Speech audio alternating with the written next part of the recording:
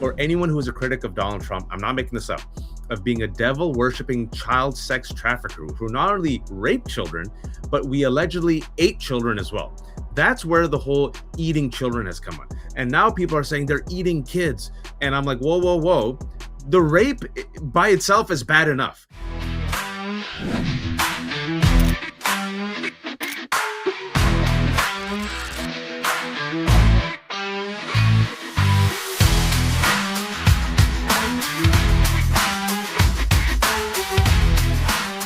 Has been on top of the Epstein files. He gave the latest. Who you just saw was David Morris, a really brilliant technology reporter with this fantastic book, Stealing the Future. And now for the token white bald dudes, just to fulfill that diversity quotient, I have Pete Dominick. Pete Dominick, stand up with Pete Dominick. You know him, you love him. If you don't know Pete Dominick, you should. You have to follow him. Pete Dominick's been on top of it for years. He had a fantastic Sirius XM show. He was on CNN beforehand. He used to open for Stephen Colbert. He's a comedian / host. He's a one-man shop who now has stand-up with Pete. Have you gone on YouTube yet, or are you still doing the Patreon? Yes. YouTube, Stand Up with Pete, and Substack, Stand Up with Pete. And yeah, I my entire daily podcast is subscribers only, ad-free. It's totally supported by subscribers at patreon.com/Pete Dominick. Hi, Waj. Thank you for having the bald white. Yeah, the ball. We needed the ball white because I had a brown, and then I had another brown, and then I had an elder white with hair, and David had great hair, mashallah, for a tech nerd, and now I needed the ball whites. Pete, you said let's talk. Whenever we talk, we just riff. What's on your mind, sir? Well, listen, I like Don Lemon. Don't get me wrong. Well, Pete has been on Don Lemon too. We're better. Pete likes me more than Don. I actually don't like Don Lemon. I never liked Don. I worked with Don Lemon at CNN in 2010.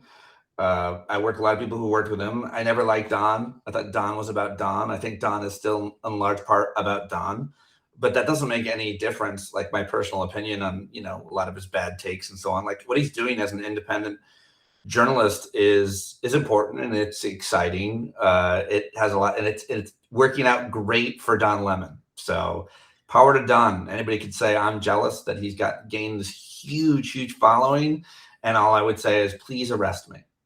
Yes, please, someone. I've been trying to get arrested to grow my following. Arrest Pete Dominick. He is not a white man. He is a light-skinned Venezuelan. ICE tried to arrest me the other day. I was trying to get arrested by ICE, and they're like, "Are you sure?"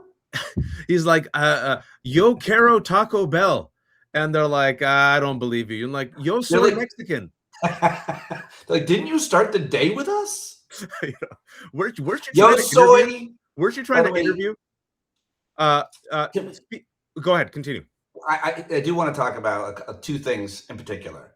One is I don't believe there's any evidence of cannibalism in the Epstein turmoil, and I want to. A lot of smart people, including my own daughters, are asking me this. Friends of mine, they all think because TikTok is telling people this because some guy who was on mushrooms alleged some nonsense that was never corroborated, and I just think that we shouldn't be reporting things, those of us that have platforms and journalists, obviously, that aren't true. Just because someone murdered 10 people doesn't mean we need to lie about them murdering 2 more.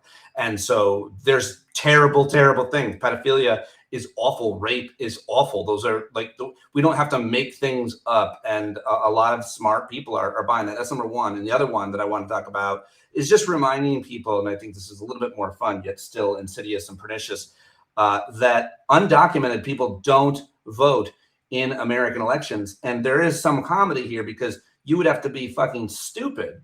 You're stupid to think that they do. I think people that think that undocumented people vote in elections are just sometimes like these people that will believe anything else is because someone's making a good argument. But it's usually someone who hasn't registered to vote. Like you have to have all kinds of ID to register to vote. Then you go and your name is there and you can vote. And here's the thing that I think, imagine some undocumented person. Let's say he's an Asian guy and he walks in and he doesn't speak very good English. And he's like, my name is Giuseppe Antonucci. I live at, and it's like, That would be stupid. Why would you do that? Why would you be here, quote, illegally, undocumented, and then commit a felony? For what reason? So you got to be stupid, I think, to believe a lot of things. And there's a lot of progressives, and a lot of people on the left, a lot of well-meaning people that are believing a lot of things. And I think it's important that we do our best to help them, guide them, using all the sources that we have, our experience, our credibility, our critical thinking skills, and our sources to tell people where the truth lies, because the truth matters. And we as progressives, or I don't know, people on Earth One, we can't become them and start believing shit just because it's convenient. Just because I hate someone doesn't mean they did this thing. That's it. No, I agree, and I think something I've been talking about last couple of days, especially with the Epstein files. Some of my viewers are like, "We'll talk about this and talk about that," and I'm reading them, and I'm like, I ignore it because I know the data is not there yet, right? And I think especially with the Epstein scandal, because it seems so conspiratorial, Pete, right? It seems so outlandish, but I say just follow the evidence. And if that means taking a little bit of time, so be it. And I agree with you, like a lot of people, because the folks are like, well, Pete's just joking about the cannibalism. No, QAnon, folks, and we just talked about QAnon and how QAnon started, Gamergate, right? How it was birthed from the right wing. And it might have been even a psyops, a projection to cover what they were actually doing, right?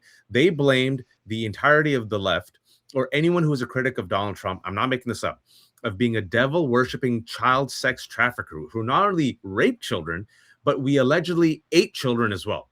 That's where the whole eating children has come on. And now people are saying they're eating kids. And I'm like, whoa, whoa, whoa. The rape by itself is bad enough. So we have to be factual. We can't allow ourselves to be hijacked by sensationalism and conspiracy theories. Go with the facts. The facts alone, Pete, what we found out, and this is just what we know. It is horrific enough. Right? Like if you connect the dots, you're like, you don't need to like lean in to the exaggerated stuff, right? And even when some of these, I'll give you another example. Some people are like saying, well, that testimony and that testimony, I'm like, that testimony of one particular individual seems so outlandish to me that unless I get it completely verified, you don't need to go there, right? You have enough there. And when it comes to, if you will, the liberals, right? When it comes to progressives in this particular moment, what is your take on how progressives should demand accountability? Or let me put it this way. How should Democrats be demanding accountability in this particular moment? Because as you know, the Democratic brand is lower than Trump's brand. Yes, Democrats are winning, but people don't have faith in the Democratic Party or Schumer or Jeffries. But now you have this friggin' blitzkrieg of information, scandal after scandal after scandal. You have all the polls against ICE, against Epstein, against the economy, against crypto bros. How do you, as the white, want the Democrats to fight in this moment? Well, I think that I don't agree with the fact that the Democratic brand, I mean, I agree that that's the polling. I agree that the vast majority of people think that the Democratic brand is bad. But I follow this, and I've been covering politics for a living for 15 years. I've seen all of it. And I could name dozens of fighters in the House that are currently elected. We'll call them electeds. People who are currently in office. I think there are so many effective Democrats. And I think there are so many more that are running each and every day. And I have great faith and great support. I'm supporting different candidates all over the country in all different kinds of ways. I think that they are fighters. I do believe that there, to some extent, this narrative about the left is having its own Tea Party moment, which references that Republicans back in 2010 got rid of establishment Republicans, and they elected like radicals on the right. That 2014, no right here in Virginia, David Bratt's surprise victory. Exactly. Who was the guy that he beat? He was one of the three. Eric Cantor, who was supposed to be the future leader. Eric Cantor was one of the most powerful Republicans. He got beat. Well, so did the congressman who AOC beat to become a congresswoman whose name I don't even remember anymore. See? And so I do think that there's a lot more. I think we're seeing that. I think it's different. I think it's way more grassroots as opposed to the 2010 Tea Party movement was absolutely funded by a whole bunch of billionaires, Americans for Prosperity, the Koch brothers, and others. So I do think that there are a lot of fighters currently elected. I think there are a lot of people running. I think there are a lot of good people, honest people, smart people. I mean, you're going to tell me that Jamie Raskin and AOC and Jasmine Crockett and dozens of other congressmen, Ro Khanna and Congresswoman Stansberry, and just so many just come to mind that I think are really good fighters. And we don't have to agree with everything that they do and say. But, you know, we have to understand that there are a lot of really important, and that it takes, politics is a thing. Like, you have to get things done. You can't let the perfect be the enemy of the good. And I think the left is in danger of being so angry and so frustrated that we eat ourselves alive, that we're never satisfied unless we have perfection. So I see a lot of fighters. I'm very excited by what I'm seeing. I think that, you know, when it comes to the Epstein files, I think more than anything else, the fighters are the victims or survivors. And I think that they are never going to let this go. And it's really clear who is protecting them. Almost the entire Republican Party, but for Thomas Massie, I'm not going to say is brave. It is not brave. It is not courageous to stand up and stand by the victims of sexual assault. I've been doing it my entire career and life, and it doesn't take courage. It takes a certain sense of moral clarity, knowing right from wrong. It's not hard to stand on the right side of things, at least not for me. And I'm tired of people acting like it's brave to stand with victims. That's just normal. That's being a good human. And I think that's exactly what we're seeing with a whole bunch of congressmen, certainly Democrats. And why aren't the Republicans joining them? This is this is the worst thing, the worst crime you can commit. And they've been calling us pedophiles. I've been called pedophile by so many people in my town. Why? Because I fought for LGBT youth at our public schools. Because can you tell people what happened in your town, specifically at the school? Yes, I mean, at the school. Which is, by the way, the thing that we should be looking for with our journalists, with our commentators, with our influencers, with our Substackers. Like, this is like being the change you want to see has always been my mantra. I've said it at the end of my show every day. I've done a daily show for over 15 years. Be the change you want to see. And if I wasn't that, I'd be the biggest hypocrite in the world. So when all the shit went down in my local town and the Moms from Liberty came and the fascists came, first they came for black folks and they were screaming about all the, you know, critical race theory nonsense and DEI. That was one cycle. The next cycle, it was LGBT youth and worrying about trans girls using the bathrooms and playing sports. And through all of that, I went to every meeting I could and I spoke out and I spoke up at those meetings and I posted on our local Facebook. And as a result of a lot of the activity and as a result of getting their media story killed because they were going to lie about a black family in our town, as a result of that, they called in a fake child protection services call, an anonymous call on me, and said that I was sexually assaulting my then 15 and 17-year-old daughters. Mm. The detectives had to come to my house and interview my daughters about their relationship with me, which is my, like yours, my crown jewel of my life, my relationship with my daughters and being their dad and being a girl dad and learning from them. And luckily, my 17-year-old daughter, not luckily, I think she's just brave and awesome and smart. She said to these police officers who were interrogating me because local fascists called in an anonymous fake complaint, obviously, she said, the only reason you're here is because my dad's a good guy. That's why you're here.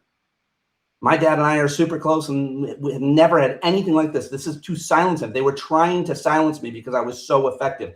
This is what fascists do. This is organized crime. And that is scary. I mean, it was the nail in the coffin, as you know, because we're good personal friends, in my marriage. My wife was like, I married a comedian, not an activist. And I was like, I get it. But that's the truth. I mean, that's what we have to always be doing as allies, as white people. And that's what people are doing in Minneapolis. And that's what people are doing around the country. But that stuff is exactly the kind of behavior that's criminal behavior. Calling in an anonymous fake complaint, trying to destroy me and silence me. These are the kind of things that happen to people who are trying to speak out, speak the truth, be the change they want to see. And that's why we've got to support these types of journalists and these types of creators and not support people who are just saying shit to get clicks, even if they're well-meaning, even if they're on the left, even if they're progressives, if they're lifting other people's work, if they're doing unethical things, if they're trying just to be spectacular. I'm so tired of that because there are so many of us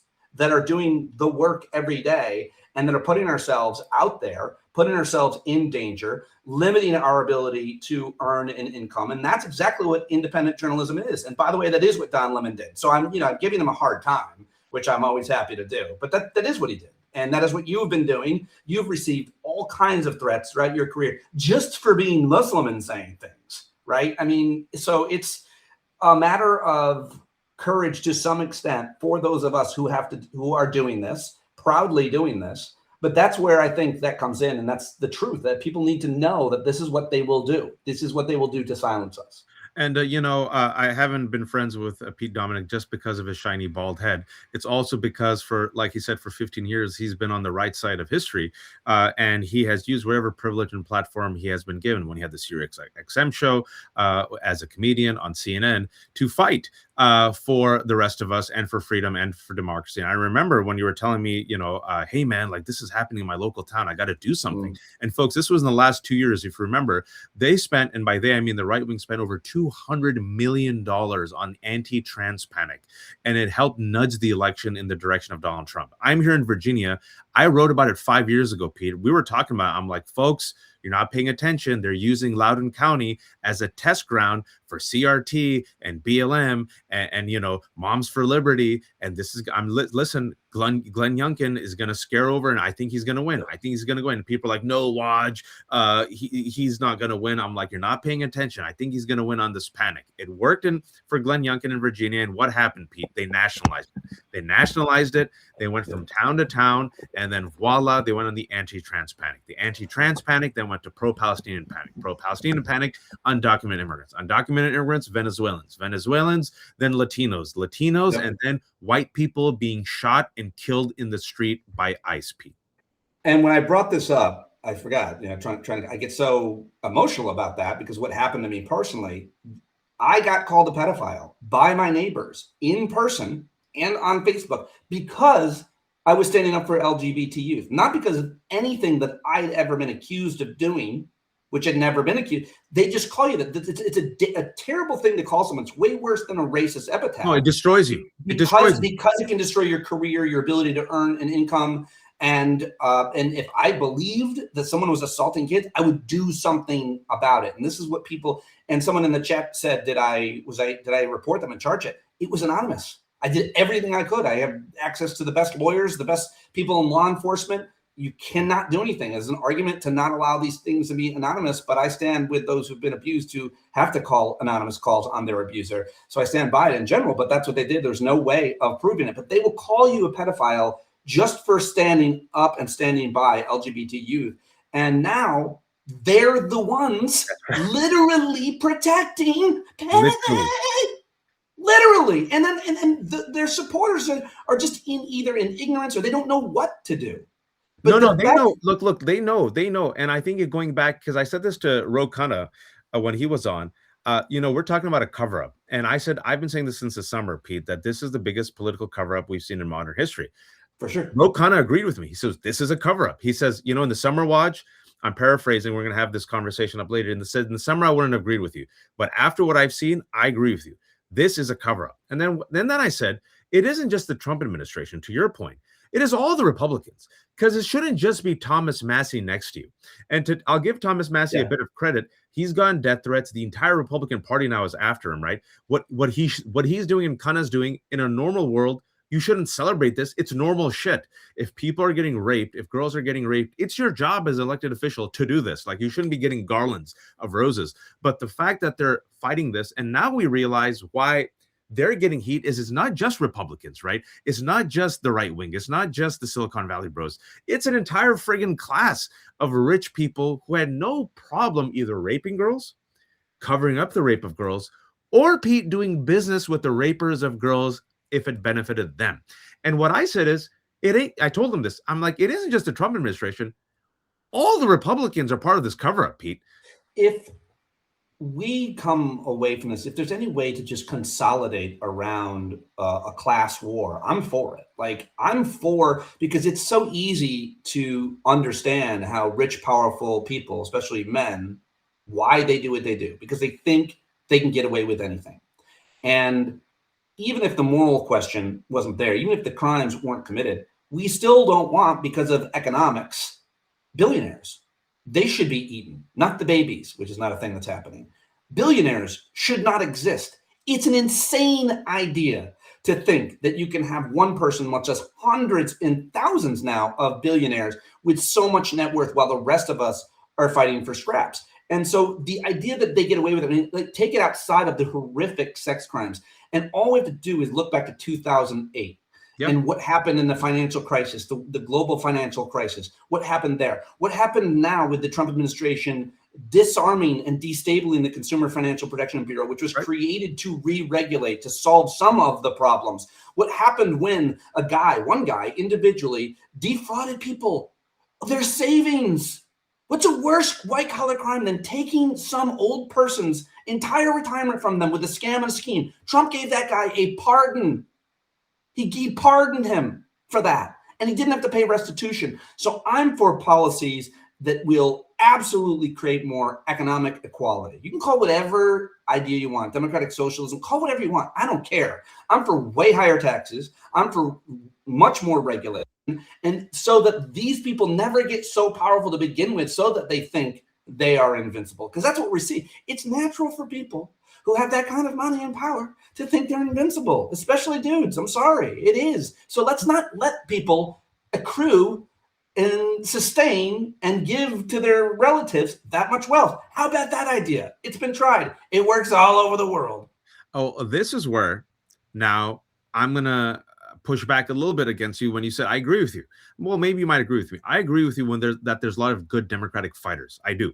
And I lift them up and I give them credit. The establishment, when I criticize the Democratic establishment, it's different from the good Democrats, meaning the Democrats. I like that nuance. I like that hair splitting, and I do like No, but I think it's important, right? Because you don't want to throw all the Democrats under the bus, because you got people like Chris Van Hollen, you got people like AOC, you got people like Murphy, who's doing some good work. You got people. There's a ton of great senators. Yeah, I can name almost every senator in the Democratic Senate is doing really good work and has been for a long time. Most of them, yeah. But now the person who has been anointed or thinks, and I think he peaked early. I've been following his career my entire life. The person who's the front runner, allegedly, and I don't think he will be soon, Gavin Newsom, when he was given a softball down the middle a month and a half ago about taxing billionaires, literally popular across the board, Pete. You know what he said? They're part of the Big Ten. Your response? I think that anybody that doesn't want to tax the wealthy, and we can decide what those levels are, but the dollar you make over $1 million gets taxed a certain high percentage.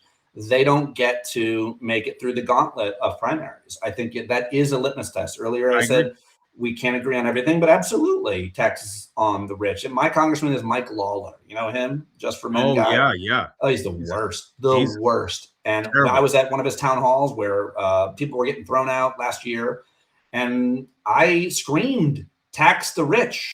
And he said, "That's not going to solve anything." And I said, "Do it anyway."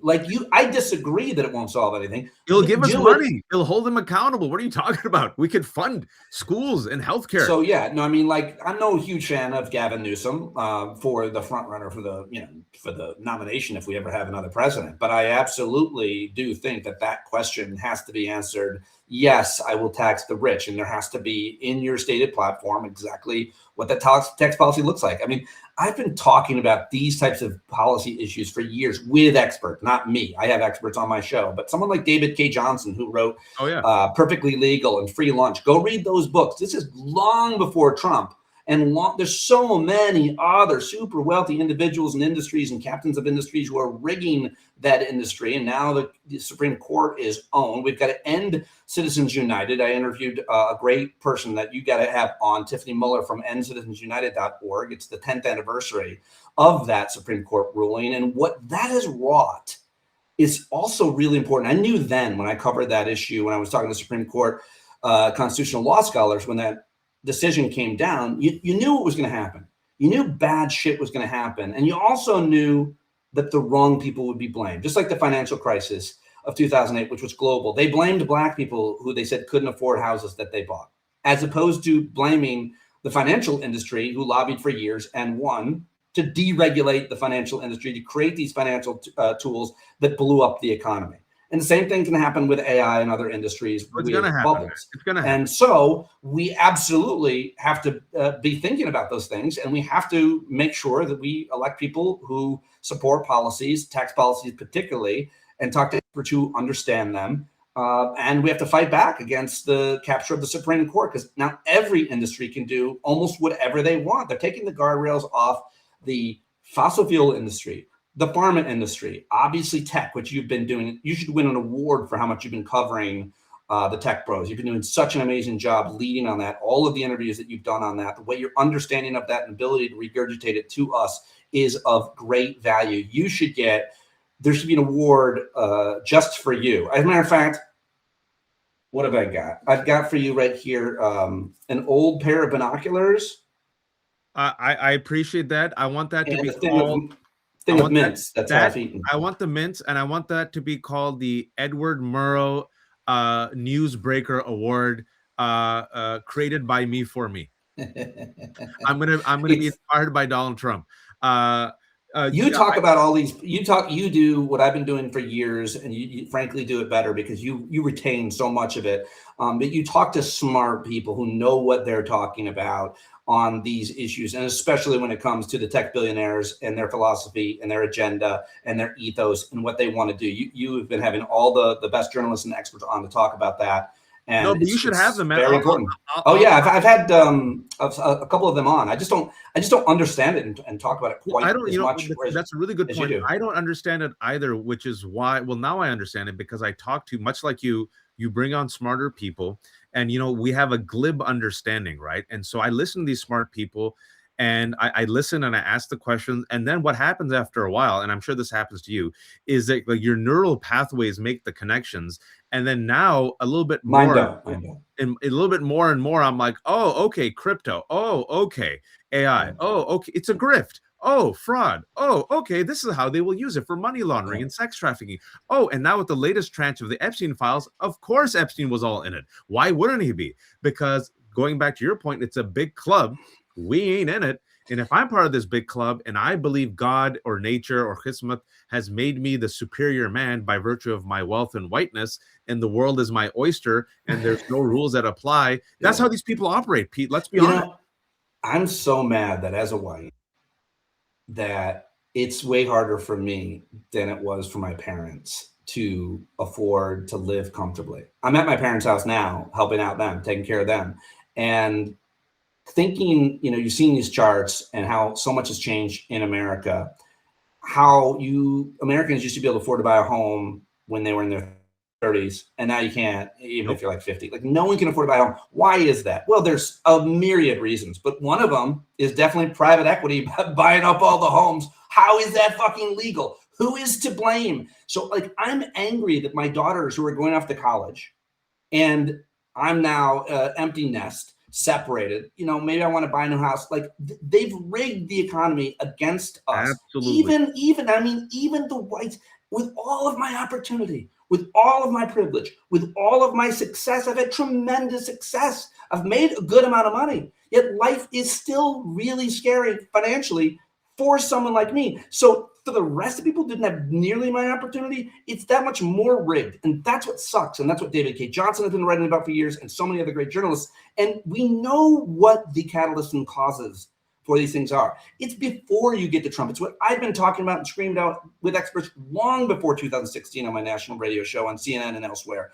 These are the primary factors. We know who supports these policies and these ideas. They are entirely Republicans and certainly a lot of corporate Democrats. But even the corporate Democrats and a lot of Republicans want to get the money out of politics.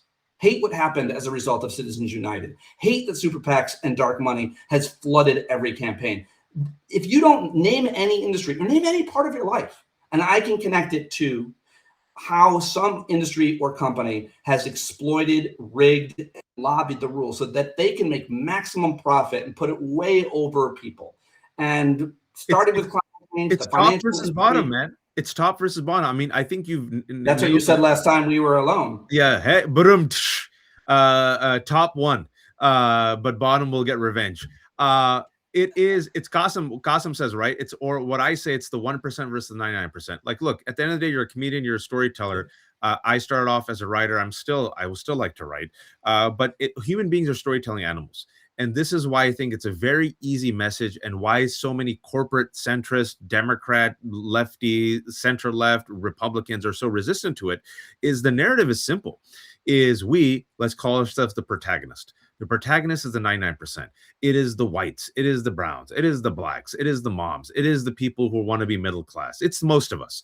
We want to get to a goal. What's the goal? You want to have, oh, I don't know, a job. You want to pay your bills. You want to maybe have a house. You want your kids to have a good life. That's the goal. Yeah. There's a villain. There's a villain impeding the goal. Who's the villain? Not a Somali, not a Haitian, not a trans kid, not a pro-Palestinian activist, right? Not the deep state, the left. Oh, no, no. It's the deep state, which is the broligarchy, which is the 1%, which is the Epstein class, which is this entire group of people. Which owns the Epstein class, owns the Supreme Court, which buys them RVs and pays for their kids' college and buys them houses. Everything, man. They funnel money to both sides of the aisle. Everything. And I think the Epstein, I think that Pete, to your point, the latest tranche of the Epstein files just confirms it. Like, it makes it undeniable what you have been saying for 10 years, what Bernie Sanders has been saying, what so many people have been saying. This is, and it's race and class, because these people are also white supremacists, folks. Intersectionality, for sure. You cannot separate race from class, which I think is a weakness of many white progressives. It was a weakness of Bernie 10 years ago. He didn't see it. He didn't articulate it as much, but now he gets it. You cannot, in America. No, Kimberly Crenshaw's been writing about this forever. You cannot separate it, but it's race, it's power, it's white power. It's white power in the hands of the billionaires. And I think now it has become unmistakable in the past week, Pete, which is why these Democrats who are not on board with fight the broligarchy, fight the oligarchy, tax the rich, I think they're done. I don't think they have a shot in 2028 if we have free and fair elections. No, I don't either. And I want to talk to you about that. You know, I don't think I told this, but one of the smartest kind of, I guess, financial things we did is my ex-wife is a first generation American, and her parents are Italian. So she was able to get her Italian citizenship and her passport. And then working through her aunt, that's still in Italy, she was able to recently get both my daughters their citizenship. So they're dual citizens. My younger daughter is going to college in Europe because, for two reasons. One, she wants to set up and get established there because there's way more social mobility over there. They don't have nearly the types of problems with wealth concentration that we do, obviously, and they don't have to, and this is the key, and it seems so trite and repetitive, they have to worry about losing their health insurance. Yep. That is uniquely American. It's insidious, it's evil, it's gross, it's anti-all religion. The idea that I have to worry about that is so sad, and that's why those countries are often ranked the happiest countries in the world. And the other reason why that she wants to get out of here, and she wrote, they'll post on Instagram when they're seniors in high school, where they're going to the college, a baby picture of them. And she's like, University of Amsterdam, peace out, America.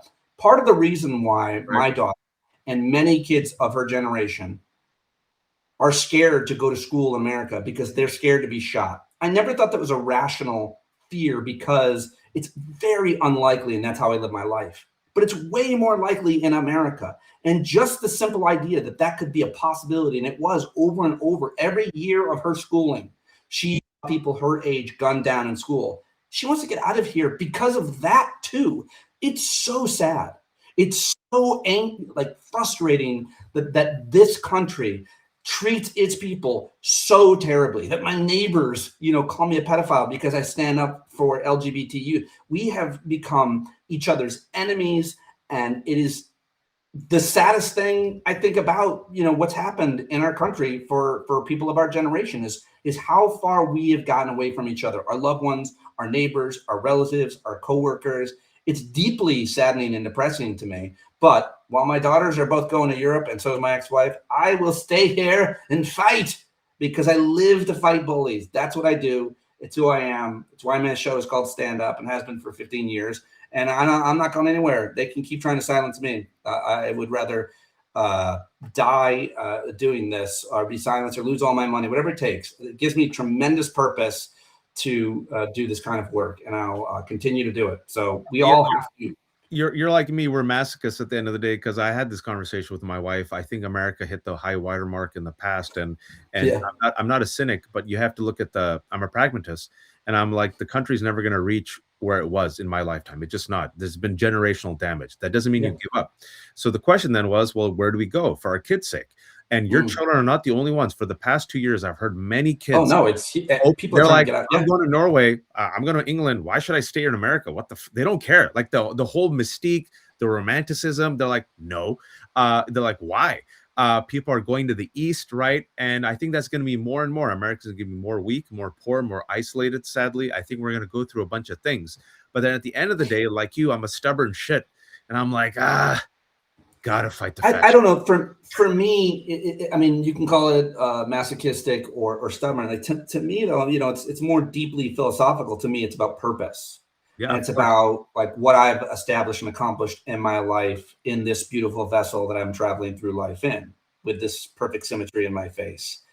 I have accomplished a certain amount, and I want to make sure that I continue to use what leverage I've gotten, which is not as much as most, but a lot more than others, to keep screaming, to keep fighting, to keep going everywhere and make sure we're covering all kinds of atrocities, and also these horrific policies that don't benefit us. I mean, they have us so divided over such dumb shit. I mean, it's so frustrating to me that my neighbors believe that undocumented people vote in elections. You just have to live at the very top of bullshit mountain, be stone cold stupid to believe that some guy who came here for a better life is going to go vote in an election that he's not allowed to vote in. He can't do it. When he shows up, his name is not on it. You think he's going in there and presenting? Hi, the guy that looks like me walks in and goes, hi, I'm Wajahat Ali. They're like, no, you're not. Or a guy that looks like you walks in and says, I'm Pete Dominick. Maybe. Yeah, maybe. I'm Pete Dominick, and I'm a bottom. How do they know that? Is that on my voter roll? Like, sir, this is not a Wendy's, and that is way too much information. This is the Democrats want to make you have to check your sexual position when you register. Is that the America that you want? Democrats want to make you into bottoms. That's what they want to make. The Democrats want to make all women scissor each other. They do. They do what? Some of it. Some of it. It's because fear hijacks rationality. The amygdala fires, fight, flight, and otherwise smart people believe lies that comfort them. And the biggest lie, perception, exactly that. I get an argument with my friend Etsy Cup about this, I don't know, last year before the election, and because they're about crime. People are terrified of the high crime. Republicans have been doing this, right? This playbook for years. And it's like, we live in my community. People are terrified about crime. I'm like, where? What crime? What happened? Well, you know, the did your house get toilet paper? Girls, that's fine. That's exactly. Fine. But like, if there's one crime, it's too much, they think, in their neighborhood. But as he said, it's how people feel. No, I don't want people to make decisions for their family or for their kids on how they feel. I don't want to go through that neighborhood because it scares me. I've been going through that neighborhood every day for the last 20 years, and nothing has ever happened. And I saved 15 minutes. What is wrong with people? But people make decisions based on what you just said, as opposed to based on rational statistics and having a kind of a threat matrix that doesn't bring I'm so mad at my generation of parents. This is another conversation we've had before, for being these helicopter parents, for worrying about everything, every single possible danger, because what that does is it makes their kids fraidy cats, makes their kids have constant anxiety about it that isn't going to happen to them. Meanwhile, my daughters are both eminently successful, confident, strong, independent young women. Why? I firmly believe because we pushed them in the deep end. We sent them into New York City when they were teenagers to ride the subway alone. We sent them into stores to buy their own stuff. We made them handle their business, and we didn't worry about them being kidnapped or being molested. I'm not worried about a stranger. I'm worried about a priest. Those kind of statistics should matter when you make decisions about where you're leaving your kids. I would way rather leave my kid on the corner of the most dangerous street in Brooklyn than a church, a Catholic church. Well, I would much rather leave my kid on the dangerous street in Brooklyn than with Donald Trump and Jeffrey Epstein. Or that. Absolutely. I'm not afraid. You know, it's like this idea, the Bad Bunny, people are like, that you can't enjoy other cultures, that you can't enjoy Black culture because you you're can't white. even expose them to it. That's the main thing. It's the fear. Yeah. What you just said explains the collective freakout of MAGA over Bad Bunny, that we are so insecure about our culture, our traditions, that we have so little faith in our children that what we have taught them, everything will fall apart, right? And so we can't even expose them to other languages and cultures. Instead, what do we have to do? Literally ban the books and remove monuments and exhibits to slavery. It's the height of erase history.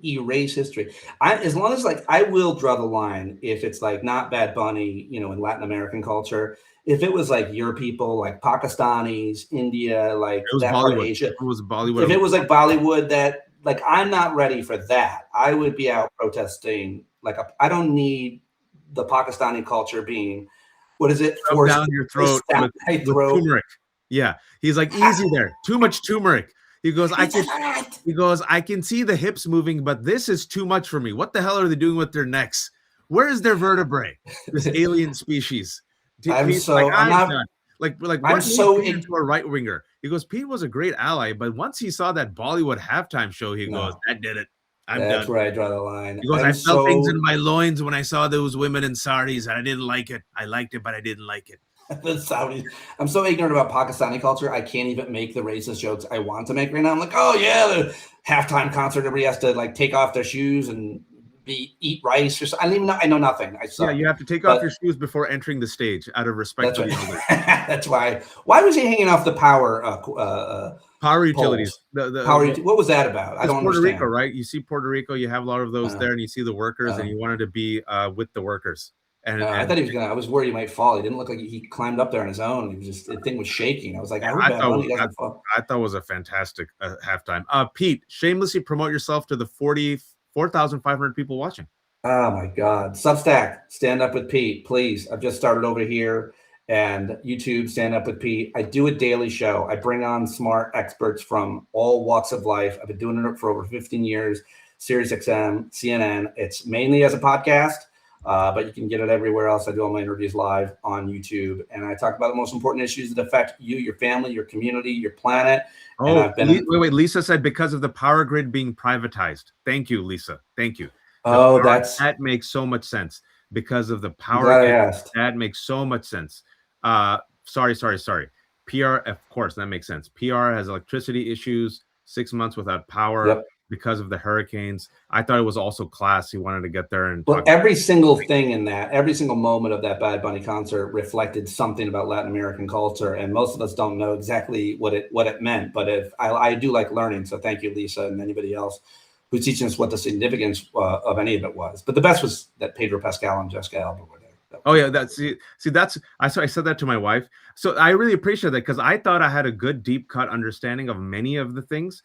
And the power outages made sense. I thought it was because of him just putting himself side by side to the workers who were putting up, the power. I thought it was a classic, but that makes perfect sense. So there's so many layers to that I missed. Thank you all. And that's why we have such a smart audience, and I appreciate that. Thank you all for. You don't have to be anxious, by the way. Don't be anxious. I'm seeing people in the chat being anxious. Like we're all going to be anxious. There's a way to deal with this. Everybody read Pema Chodron. That's how I proselytize.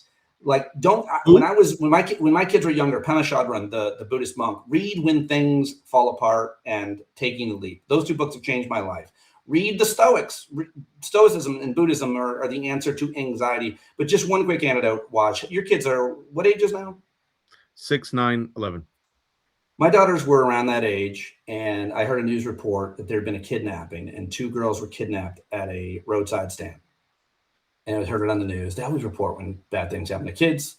And part of that is because it's an aberration. Every day, bad things don't happen to kids, and they don't report it because most days, bad things don't happen to kids.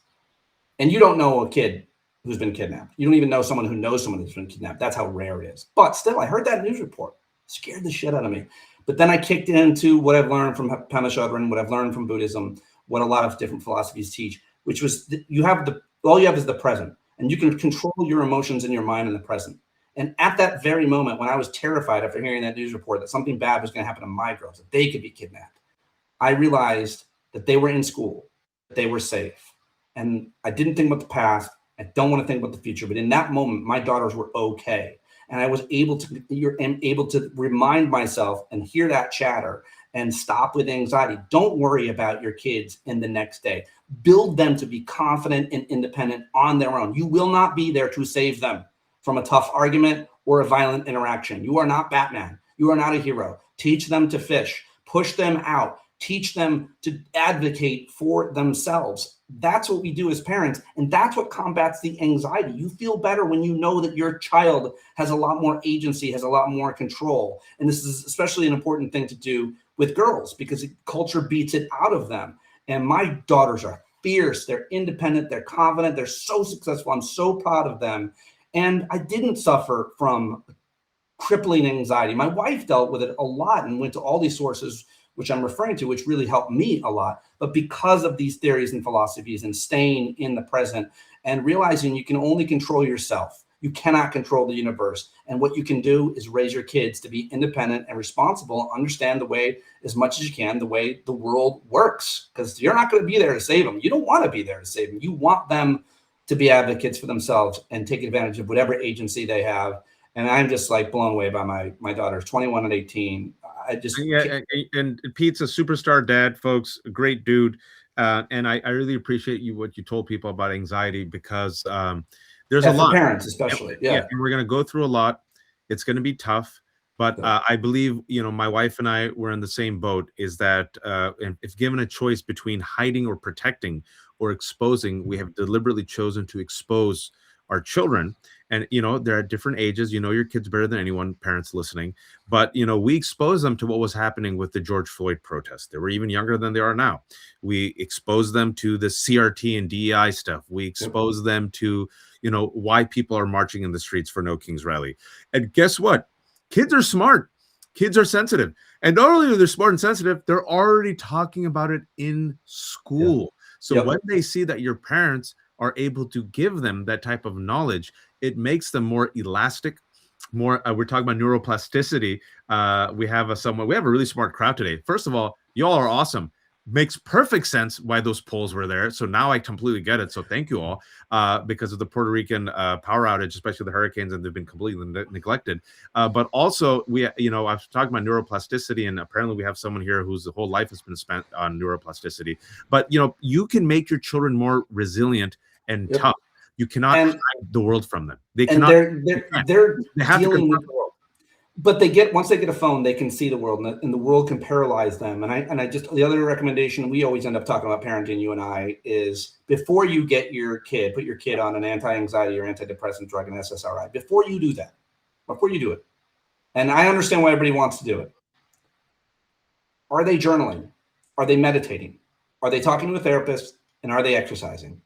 Give them the drugs, but not before they're doing those. So those modalities to deal with anxiety and depression are so unbelievably important. They're unparalleled in their success. People want to go quickly to drugs. I understand it. I get it. I'm not even criticizing it, not criticizing anybody, but not before you've also done these or doing these in partnership with. That's a key thing.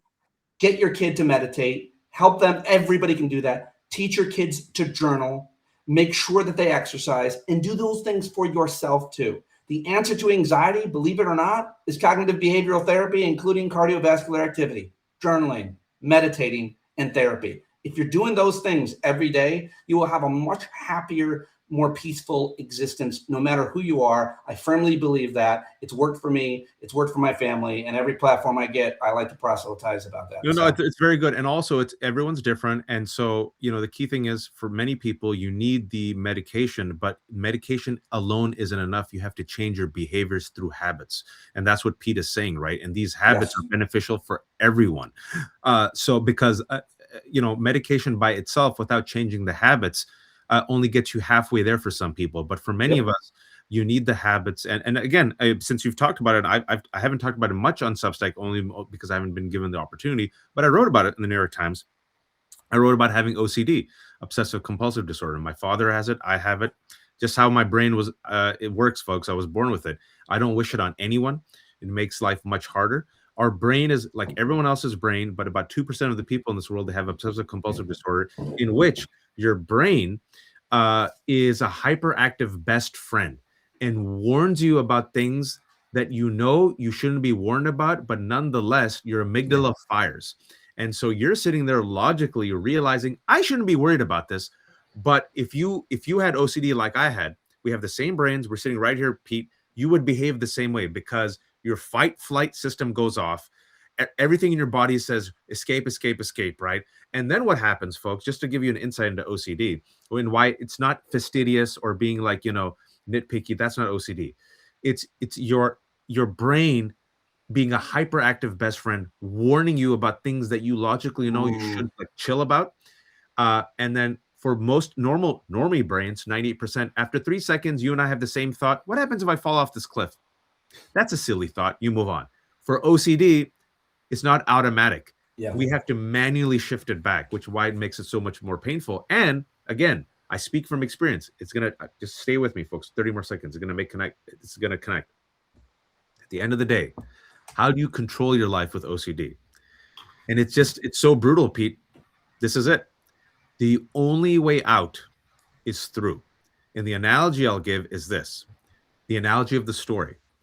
You have to enter the dark forest, filled with all the worst creatures and ghosts and goblins of your nightmares, armed only with faith and conviction. You cannot indulge in the obsessions because you become addicted to the obsessions. So you literally have to go through the dark forest. Everything pops up at you. Somalian, Haitian, transgender student, Pete's bald head, Wajahat the Muslim, Bad Bunny's like swaying hips, Jessica Alba, hello. And you have she there? No, I wanted to put something nice there. And so the bad hip, everything else is nice too, folks. I'm just kidding. But you have to go through without indulging in the compulsions or the avoidance or the escape. And then speaking about neuroplasticity, your brain, folks, literally changes. And then your brain realizes, oh, I don't need to be afraid of this. By exposing yourself and avoiding the compulsions is the only way. How are you today with OCD? Listen, it sucks. I won't lie. Give me an example of how it jumps into your life daily or when it does. Like all the time, all the time. OCD is like the imp of the brain. I remember when I was younger, I didn't know. So I'm like, certain things got stuck in my head. And I felt like, this image is stuck in my head. This thought is stuck in my head. It's making me unsettling. Let me erase the thought. And so without realizing, my mental actions in trying to erase the thought and replace it with a better thought that would make me feel better was the compulsion. It's called pure OCD. And mine has shifted throughout my life, right? Because that's the thing. It's like, it could be, I'm convinced about contamination. One day I was convinced that I didn't lock the door. Another day was like a bad, violent sexual thought. I'm like, what does that mean? I'm dirty. Another thing was, what did I say to that person? Let me replay that in my head. And you see globally, what's so fascinating about human beings, regardless of where they are, the same 6 or 8 tropes reappear, which just shows you it doesn't matter if you're in China, Mongolian, South Africa, or like how human beings are so connected to the same story, right? And so I suffered quietly for years. And then usually there's a spike event in your teenage years. And for me, it was going to college. And I'm one of those people, real quick. I mean, I'm sharing because you asked me to. People see me and they were shocked. And even when I wrote that piece from the New York Times a couple of years ago, I mean, shocked. Because I'm one of those people who would rather die than like tell anyone what's happening. And people are like, wow, do you have OCD? You're the guy that we lean on for strength. And you seem to be the guy. Like my friends told me in law school during the bar exam, we purposely sat next to you because you emanated confidence and calm. And I'm like, isn't that interesting that outwardly people see me as this guy, but internally there's a raging storm. And so the only way I thought about this a lot, it goes back to your point. The way I'm the way I'm made by God, by nature, by Chisma. Pete, I have 2 choices. My instinct tells me never to go into the water because of the OCD. But I know if I never go into the water, I'll never be able to catch the wave. Does that make sense? Yes. So for a guy like me to operate, I have to deliberately every single day throw myself out there and resist the voices in my head that mean well, that are trying to protect me from myself. I hope that makes sense. It does. Well, it makes what you're saying, you're illustrating what you said earlier is going through it. You have to go through it every day. I love the comments in the chat from the therapists and others. Oh, I didn't read it. There you go. I mean, just reinforcing a lot of what we're saying. Yeah, don't forget exercise. I mentioned exercise, and someone who's a therapist saying fully agree.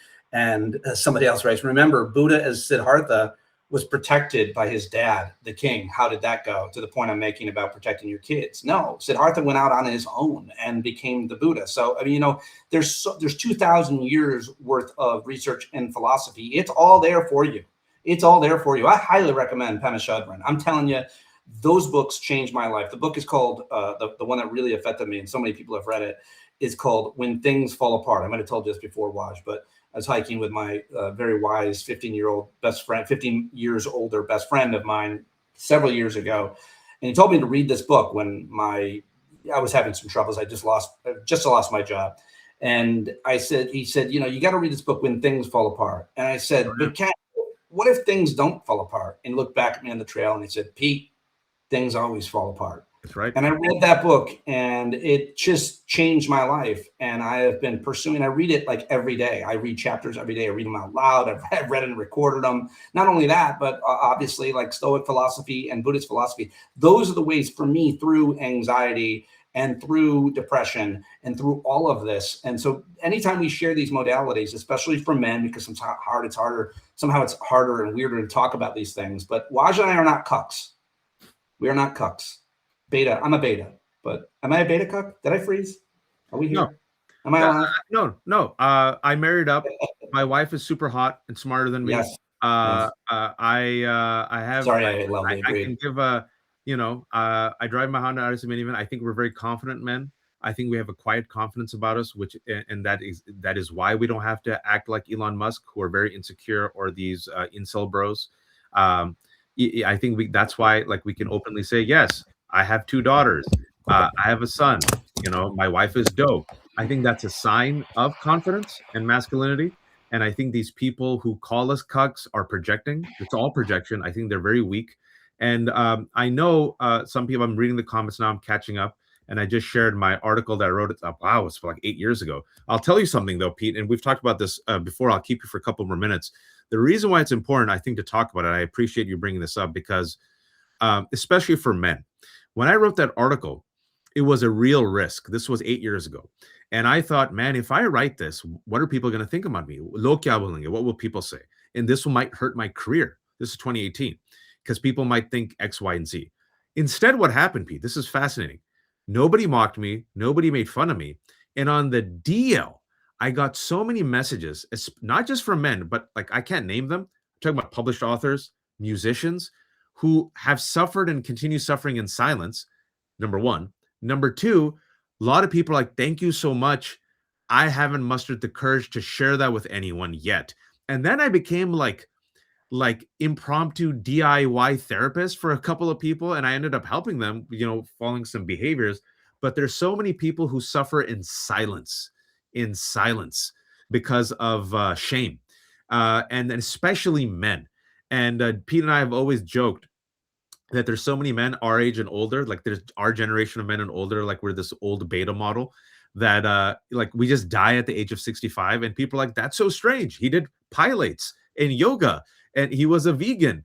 And then, but if you did a spiritual autopsy, you would see, oh, loneliness, anxiety, depression, sadness. I can't hear you. Your cuckness, the cuckness took over your voice. No, can't hear you. What happened, bro? You were perfectly fine. Go back to where you were. We'll talk about that. I had no idea that people seem to enjoy that little diversion we did into anxiety and OCD and how to manage it, and mental health. It is a daily. Yes, Bill Burr did call it 2 years ago, called the Drop Dead Years. Very on point. I'm just waiting for Pete to come back. Pete has gone silent. Yeah, I don't wish OCD on my worst enemy. It is just the way my dad has it. I have it. A cousin came out and said I have it. My dad, respect, South Asian immigrant, senior citizen, goes to therapy, tells people about it. I mean, think about it. I'm talking about men, right? Men and culture. We don't talk about this stuff. So my dad, has controlled it with behaviors. I've tried my best to control it with behaviors. I white knuckled it for 20 years. And I got like 65% across. Nope. I'm just waiting for you to come back. And then finally, about 3 years ago, I decided to finally get help with a therapist. And the first thing therapist said is, oh, I'm sorry. That must have been painful. You struggled for so long. And then my wife was like, told you to go to therapist, idiot. And I'm like, and like, I'm just talking like a dude. Don't talk like this, but I'm being honest. Many men are like, therapy's gay. Empathy's gay. Talking about your feelings is gay. Pete Dominick's gay. Rubbing a cat's gay. Smiling is gay. Everything is gay. I'm sorry. Like, that's just a mindset of so many men our age and older. Everything is seen as weak and effeminate and gay. This is just how many men from our generation older talk. And instead of getting help, you end up suffering. And what makes it worse, I remember what made me finally do it, is I said, am I stopping myself from being the best version of myself, the most healthy version of myself? And is that going to impact, or is that impacting my wife? And is that impacting my children? So that's why I did it. I'll give Pete 5 more seconds. Gloria, that's so sad. Watch. I'm one of the good ones. I'm one of the good ones. But if I may, since I have 5,000 people here, life expectancy has gone down in Trump's America. We don't have healthcare. White men, in particular, in red states with a lot of guns, where they have loose gun laws, are killing themselves. So men are killing themselves. Men are losing their jobs. I'm not just saying just men, folks. All right. And I know whenever I talk to this, a few women are like, who cares about the patriarchy? Who cares about these misogynist men? You should. They're going to be your sons, your uncles, your fathers, 49% of the population. There is something in society where if you see a woman, I'll give you an example. Suppose I go to Safeway later today and I'm trying to get popsicles for my daughter. And I see a woman just crying. And I'm like, are you okay, ma'am? Oh, just had a rough day. Society allows that. And I'm like, you know what I'd say? I'm like, oh, okay, you're fine? She'd go, yes. Can you imagine a dude doing that? Like a dude, like just a dude, like hairy dude like me, just sitting there like crying. You're like, excuse me, sir, everything okay? Just had a rough day, bro. Like, it doesn't happen. So men, especially our age and older, are taught to be a good man is you suffer quietly. Suffering quietly means you suffer well, and then you die. All right. Which leads to, wait for it, a lot of toxic men. And a lot of these toxic men are in power. And unfortunately, they have a lot of money. And you see these broken ass men with daddy issues who are incapable of dealing with emotions and thought, performing and cosplaying as these alpha crusaders who are completely effed up, right? That's the extreme version. But a lot of guys, in particular, the ones of us who aren't psychopaths like Pete Kexeth and Peter Thiel and Elon Musk and all these other losers, they just suffer quietly. And I think what happens is it harms them, it harms relationships, and it harms, Pete left. Let me add Pete one more time. Give me a second so we could say bye to Pete, and I'll say bye to all of you. And it makes them the less optimal version of themselves. So I hope this was helpful for people. For those who are watching, 5,000 people, that's usually more than we get. I was listening to Pete Dominick. We were talking to Pete Dominick. Pete Dominick is a fantastic host. Stand Up with Pete Dominick is his show. I want to post hey, hello? I can hear you. Hello. Am I back? You're back. All right. I was ending and I was promoting you.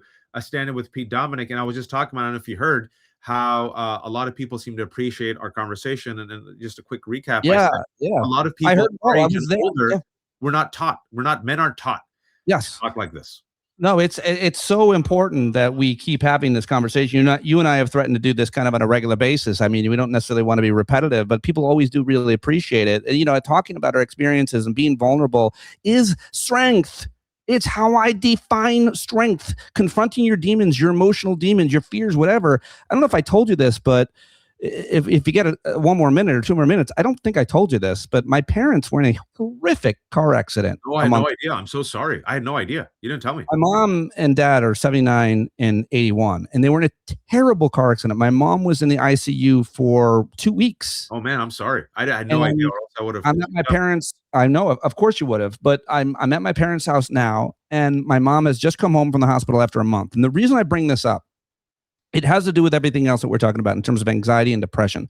The thing that I've also taught my daughters, and that I also want, this is the kind of thing men also don't talk about.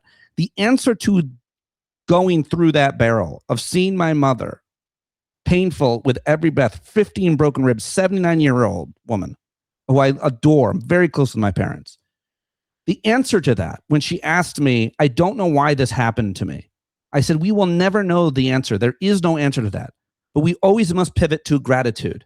The answer to all of this is gratitude. As we go through this nightmare that none of us ever thought we would be in this country, or frankly, in your life, your midlife crisis, your divorce, you lost your job. As you know, that's what happened to me. The whole classic midlife crisis. I lost my dream corporate job at SiriusXM, doing what I loved, hosting my national radio show. I lost my marriage. My wife wanted to get separated. And then obviously all the extraneous things that happened to you in your life. And to me, gratitude is the answer every day.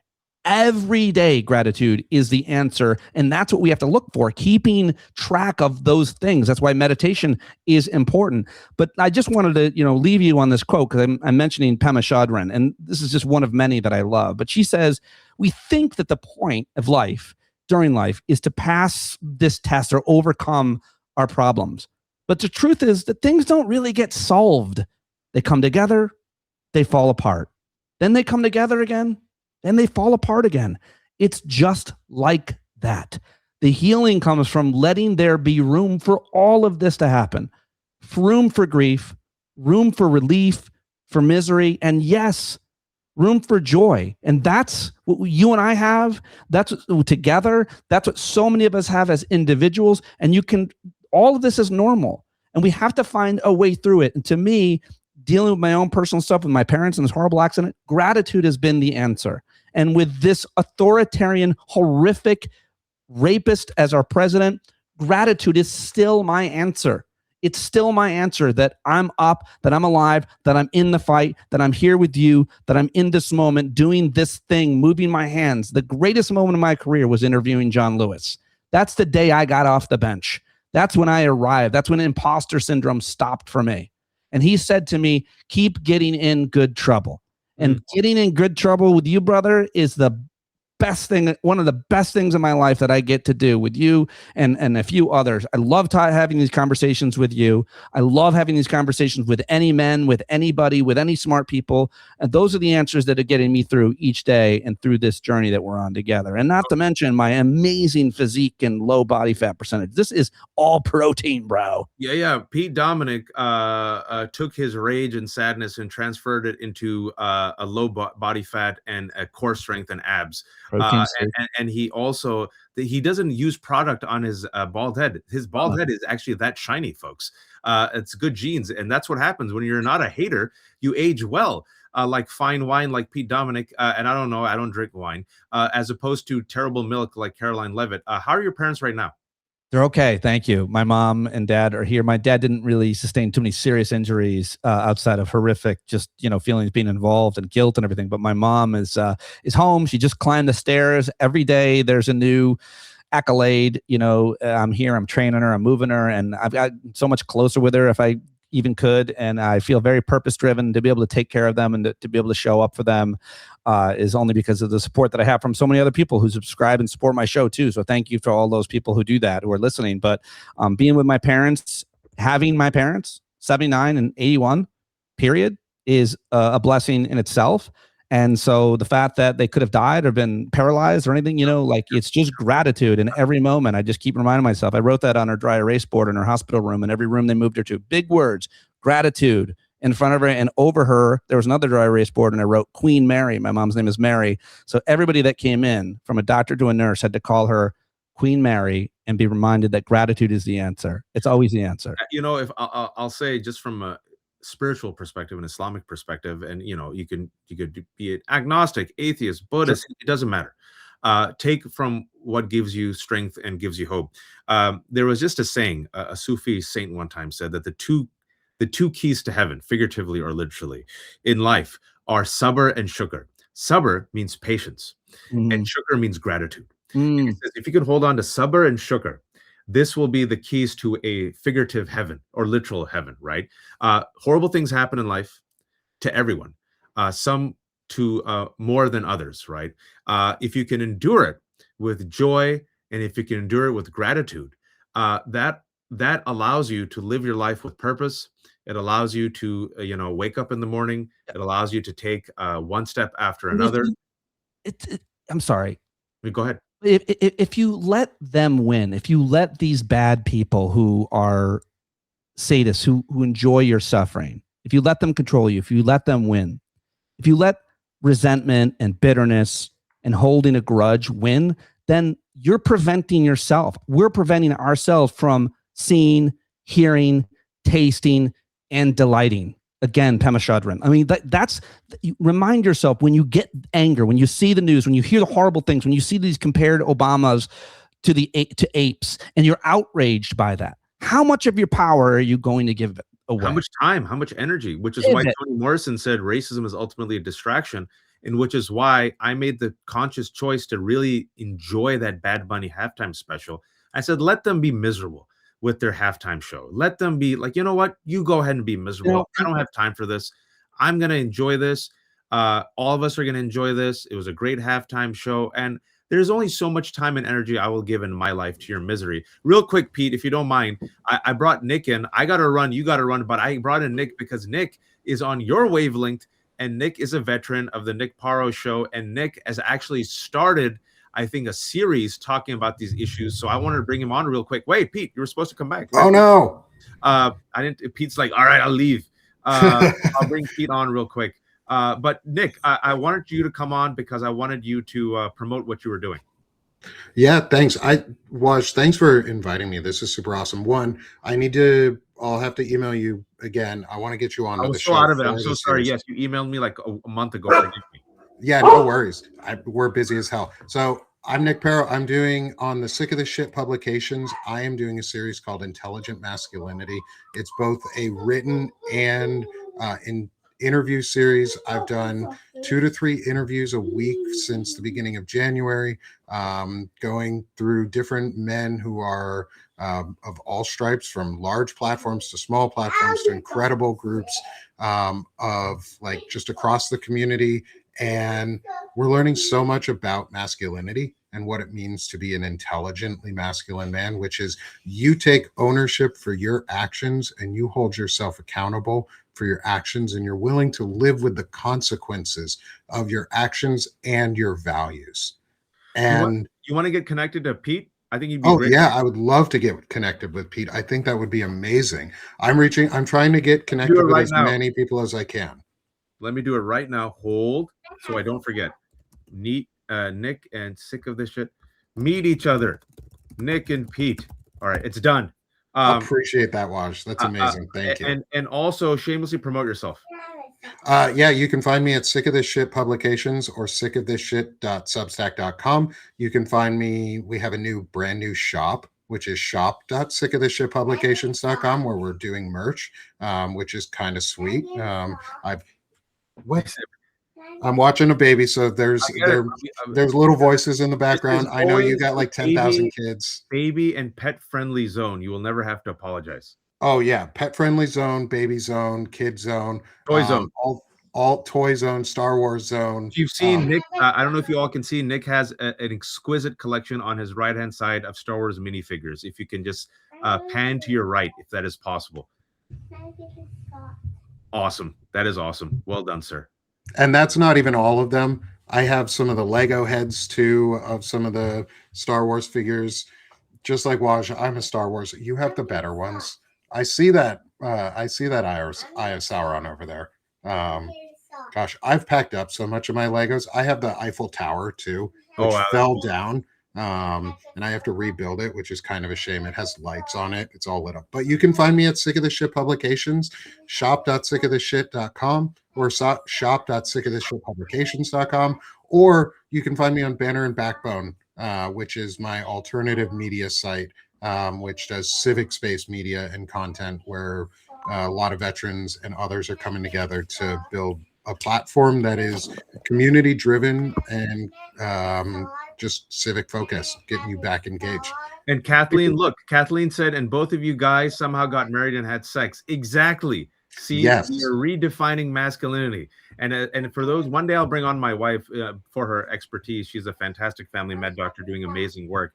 But anyone who's seen my wife, the first question is how. And I'm like, I don't know. And then they're like, why? I'm like, I don't know. I mean, I'm happily married for 11, going on 11 years this year. So, congrats! I'm on 13, going to 14. Pete, you were married for how long? Like, you were married for my wife left me. Nice to meet you. Yeah. Well, hey, Pete, it's nice to meet you. We're actually, Nick. Follow me and Nick. Pete. So real quick. So many, but just to jump back into the conversation, and I'll jump out and watch you guys. It's really nice to meet you. Like, no, we're leaving. I just wanted to get you all both connected. I emailed both of you. It's super important that men, so many men have gone through what I've gone through. We're basically, just to make it short, my wife wanted to end our marriage. We're still good friends. She's like my best friend. It's amicable. We're good. But going through that, It's horrible. I didn't want it. He wanted it. There are so many other men like me that they resort to and stay with anger and resentment. I never felt anger or resentment towards my wife for wanting to end our marriage. I was very sad. I've been lonely. It's not been easy. It's so important that men talk about this too. It's very hard, like, you're married for this long, you think, you know, you've got a family like I do, a beautiful family, and then it ends. And whose fault is that? And how do you look to your friends? And were you a failure? And the answer to all those questions is myriad. It's different for everybody. But I wasn't a failure. We weren't a failure. Our marriage was a success. My daughters are amazing. We had a great run. It ended, but I'm not going to, like, it's so important that men talk with other men. There's all these like divorced moms groups and therapists, and it's great and it's helpful. But men need to talk to other men because there's this idea of rejection from your wife. Your wife rejects you. Your wife doesn't want to be with you anymore. No one will want to be with you anymore. You'll never meet another woman again. You'll never be happy again. Men so easily go to a bottle and a bullet, and no one knows that more than Nick. Being a veteran and working with military members. I mean, this is such an important issue that men need to talk about. And I am very upfront and as honest and transparent as I can be about my marriage, the ending of my marriage, without in any way, criticizing my wife. And the most important thing that I learned, and I'll leave it on this, is simply that my wife didn't want to be with me in that relationship at the level it was anymore. I was angry. I was resentful. I didn't want to have it happen. She did and said ugly things to me. At that time, I did some ugly things too. But what I knew I had to do was I had to model a respectful breakup for my teenage daughters. I had to let them know and model that when a man breaks up with them or when they break up with a man, it should be done with love and kindness as much as possible. And I practice that as well, loving kindness practice. And so it's hard when someone that you love is being cruel to you or attacking your character or calling you names, but you for your kids, you cannot attack back. You have to role model a respectful breakup. I'm so glad that I learned that from my older brother who taught me that.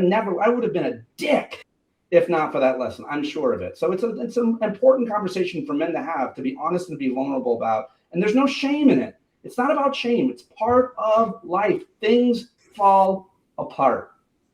I can't wait to have a really good discussion with you.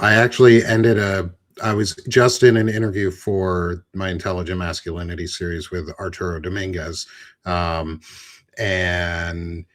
it's so incredible to hear your story, Pete, on how you are. One, it's really incredible to meet you for the first time. But also it's incredible to hear your story and how it fits in with the discussions that I'm having. And I can't wait to have you on for an interview, but also I'm going to get you both on I run a show called the Diogenes Club, which is a men's club show with myself, Walter Ryan, Evan Fields, and Dr. Eric Lulov that you'd fit right in with to have this type of discussion about, like, it's a men's club where you can cry with your friends, where you can cry with your brothers on TV or on a live, just having fun with each other. We danced. Walter danced for like 10 minutes and we literally derailed the entire conversation because someone was dancing on the show having fun. Like that was the whole, like, we need that right now. And so this is, to me, it's so important. All right. I kept you too long, Wash. Thank you. I gotta run. I literally have to go to the gym to stay overweight. Nick and Pete, really quick, shamelessly promote yourself to the 5,300 people watching. Please subscribe to my podcast. I do it every day. And you can support it at Patreon. It's also on Substack. Please subscribe for free on Substack or whatever. Stand Up with Pete on that on YouTube. And that would be amazing. So I can continue to have great conversations with guys like Nick and Waj. Looking forward to it, Nick. Your turn. Thanks, Pete. You can find me at Sick of This Shit or sickofthis.substack.com. I'm Sick of This Shit Publications and bannerandbackbone.com for both my publications, because I'm sick of this shit and now we're doing this shit. And we're going to restore integrity, service, and ethics throughout America. Thanks, Wash. You're awesome. And, folks, and it's been really nice to meet you, Pete. No, and for the 5,300 people watching, and especially if you're Nick and Pete's a subscriber. Look at these two. Sorry, they both have Star Wars. You're both Star Wars nerds. Like, what? Get into Star Wars and you'll get married. Man, all I do is like super manly. I've got Gizmo sitting here on the desk. Gizmo! Too. I was gonna buy that. Yeah. Oh, well done. I was gonna buy. I think you convinced me to buy that one. You should. You can have him sitting or standing too.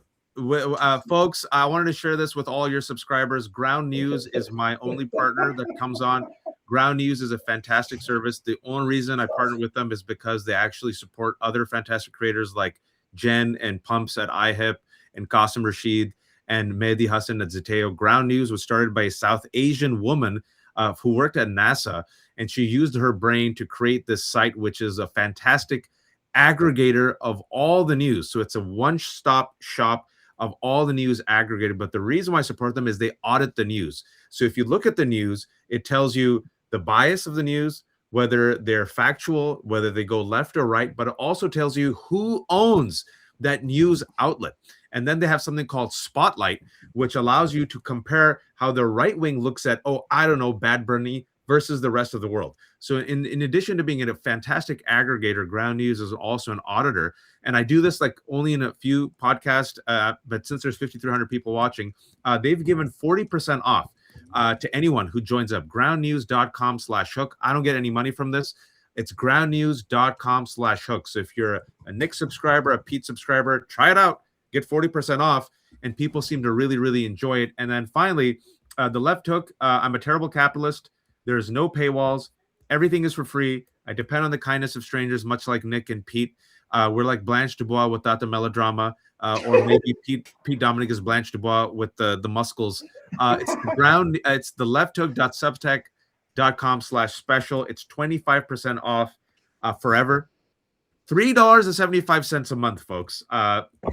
If you can become a paid subscriber, please do. If you can't, just subscribe for free. It's all free. And I'll end this. I've been going for 4 hours straight. I think I might have to stop. Go take a nap, man. No, first of all, I'll break this all up. I'll have this up later tonight. First 30 minutes was Prem Talker of Ground News with a fantastic coverage of Epstein's connections to Israel and why it's important. Then we had Ro Khanna come on with some breaking news. He named the 6 people who were redacted. He calls it a cover-up, a Trump administration cover-up. He says the Epstein scandal is bigger than Watergate. Then we had a fantastic technology reporter who came on and literally connected the dots as to Epstein, the techno bros, Silicon Valley, and all these freaks and their fascist utopia. That's David Morris. And then we had this bald man, Pete, who was, was just lonely. So I decided to entertain him. And then Nick came on and we talked about how people need to be informed, empathetic, and they need to engage the world to fight fascism. And then Nick came on and it became a really interesting conversation about mental health and spiritual health and emotional health. Thank you all for watching. This will be up later today on all of our Substacks. Be kind, take care of yourselves, and please, oh please, don't be a fascist or a toxic man.